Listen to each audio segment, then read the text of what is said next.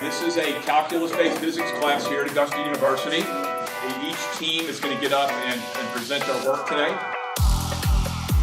We use the speed 343 meters per second. This return air duct, so that'll pull hot air in, hot into air. That looks so cool. Arduino sends information to the motor.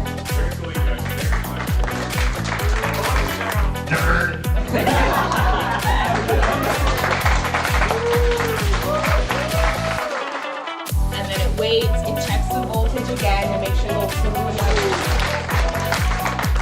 And this goes ahead and scoots around.